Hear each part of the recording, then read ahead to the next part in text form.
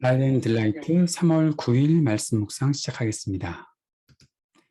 사랑하는 주님, 날마다 베푸시는 한결같은 사랑에 감사하며 주님께 찬양을 올려드립니다. 주님, 우리를 성령으로 충만케 하시기를 간절히 기도합니다. 우리가 일상에서 주님의 말씀을 깨닫고 순종할 수 있게 하옵소서. 이 땅의 전쟁을 그치게 하시고 가난하고 아픈 이들을 보호하옵소서. 평화와 위로와 소망을 이 땅에 가득히 임하게 하옵소서. 예수님 이름으로 기도합니다. 아멘.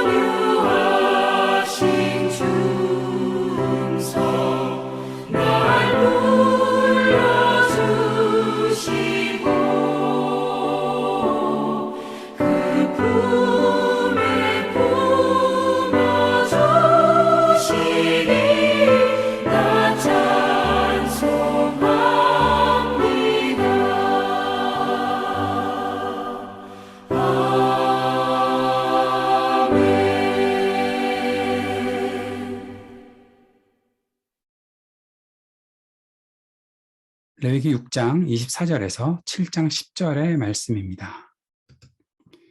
여호와께서 모세에게 말씀하여 이르시되 아론과 그의 아들들에게 말하여 이르라. 속죄제의 규례는 이러하니라. 속죄제 제물은 지극히 거룩하니 여호와 앞 번제물을 잡는 곳에서 그 속죄제의 제물을 잡을 것이요 죄를 위하여 제사 드리는 제사장이 그것을 먹되 곧 회막들 거룩한 곳에서 먹을 것이며 그 고기에 접촉하는 모든 자는 거룩할 것이며 그 피가 어떤 옷에든지 묻었으면 묻은 그것을 거룩한 곳에서 빨 것이요 그 고기를 토기에 삶았으면 그 그릇을 깨뜨릴 것이요 유기에 삶았으면 그 그릇을 닦고 물에 씻을 것이며 제사장인 남자는 모두 그것을 먹을지니 그것은 지극히 거룩하니라. 그러나 피를 가지고 회막에 들어가 성소에서 속죄하게 한 속죄제 제물의 고기는 먹지 못할지니 불살할지니라. 속건제의 규례는 이러하니라. 이는 지극히 거룩하니 번제물을 잡는 곳에서 속건제의 번제물을 잡을 것이요 제사장은 그 피를 제단 사방에 뿌릴 것이며 그 기름을 모두 들이되 곧 그 기름진 꼬리와 내장에 덮인 기름과 두 콩팥과 그 위의 기름 곧 허리 쪽에 있는 것과 간에 덮인 꺼풀을 콩팥과 함께 떼어내고 제사장은 그것을 다 제단 위에서 불살라 여호와께 화제로 드릴 것이니 이는 속건제니라. 제사장인 남자는 모두 그것을 먹되 거룩한 곳에서 먹을지니라. 그것은 지극히 거룩하니라. 속죄제와 속건제는 규례가 같으니 그 제물은 속죄하는 제사장에게로 돌아갈 것이요 사람을 위하여 번제를 드리는 제사장 곧 그 제사장은 그 드린 번제물의 가죽을 자기가 가질 것이며 화덕에 구운 소재물과 냄비에나 철판에서 만든 소재물은 모두 그 드린 제사장에게로 돌아갈 것이니 소재물은 기름 섞은 것이나 마른 것이나 모두 아론의 모든 자손이 균등하게 분배할 것이니라. 아멘. 오늘 6장 24절에서 30절까지 말씀은 속죄제를 드리는 규례에 대해서 먼저 나타나 있습니다. 속죄제 제물은 지극히 거룩하다. 속죄제 제물, 이것은 지극히 거룩하다. 하나님께 드리는 것이니 거룩하고 또 하나님께서 우리의 죄의 용서를 선포하시는 그 정결의 예물 드리기에 지극히 거룩한 예물이 된다, 제물이 된다 말씀하고 있는 것이다 생각할 수 있습니다. 그래서 구별된 일들이 있어야 되는 것이죠. 거룩하다는 것은 구별되었다라는 뜻이 있는 것을 우리가 잘 알고 있을 것입니다. 그렇다면 이 거룩한, 지극히 거룩한 제물을 드릴 때는 거기에 마땅한 구별됨이 있어야 될 것이다. 그 말씀을 하고 있는 것입니다. 번제물 잡는 곳에서 잡아야 하는 것이고 제사를 드리는 제사장이 거룩한 곳, 회막들에서 그것을 먹게 되어 있습니다. 고기에 접촉하는 모든 사람이 거룩하다라고 말한 것에 대해서 이것이 고기에 접촉하면 모든 사람들이 거룩해지는 것인가 라고 생각할 수도 있겠지만 이것이 특별하게 구별된 것, 지극히 거룩한 것이기 때문에 거룩에 부적절한 접촉을 피해야 한다라고 말씀하고 있다. 그렇게 보는 것이 좋을 것 같습니다.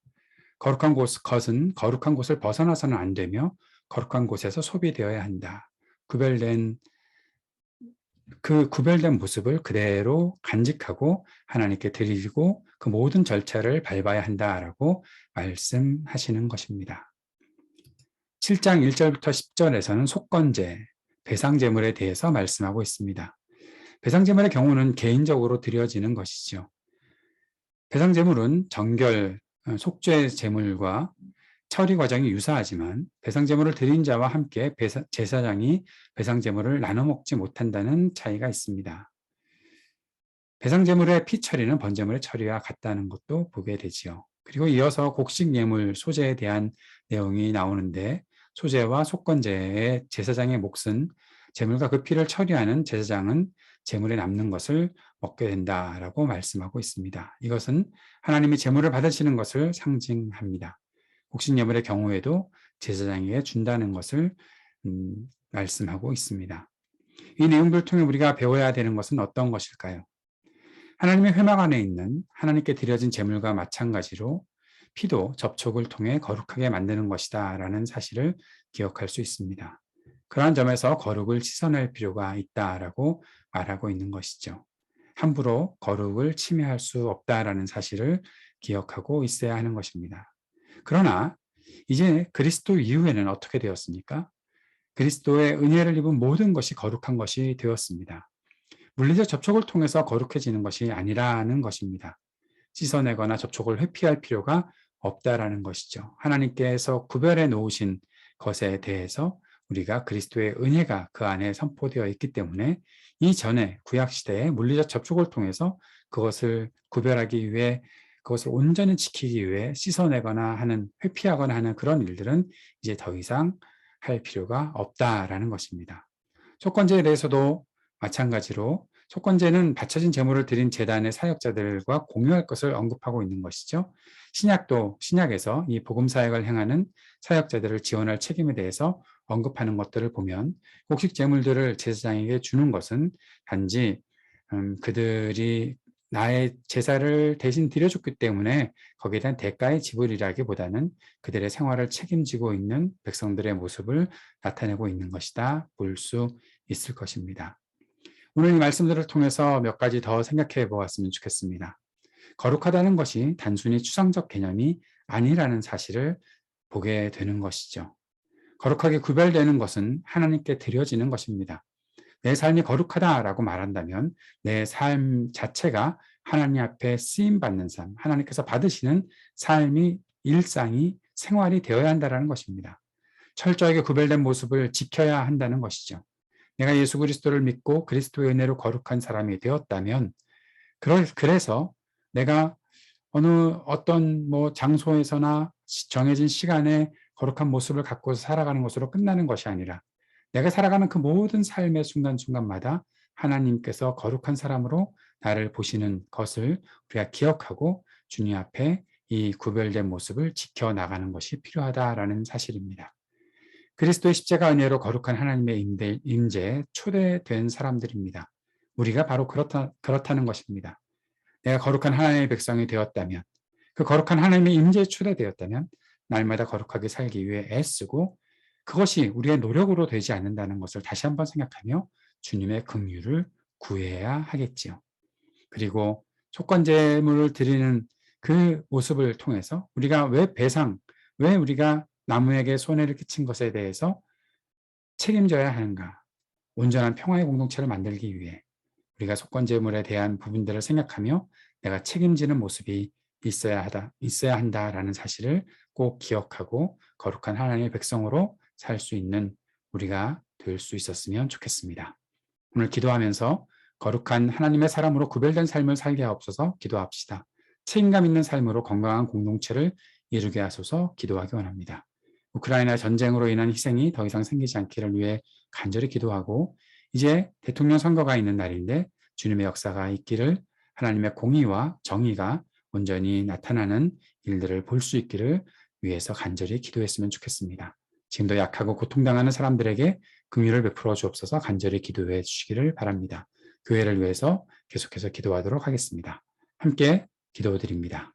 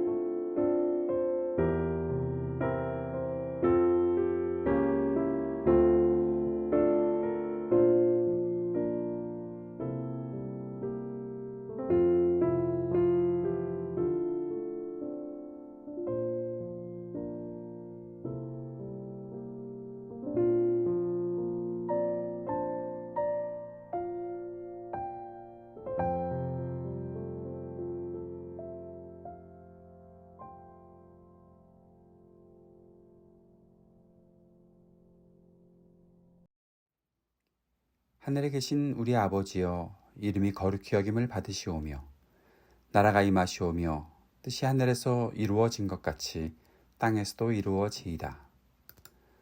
오늘 우리에게 일용할 양식을 주시옵고 우리가 우리에게 죄 지은 자를 사하여 준 것 같이 우리의 죄를 사하여 주시옵고 우리를 시험에 들게 하지 마시옵고 다만 악에서 구하시옵소서. 나라와 권세와 영광이 아버지께 영원히 있사옵나이다. 아멘.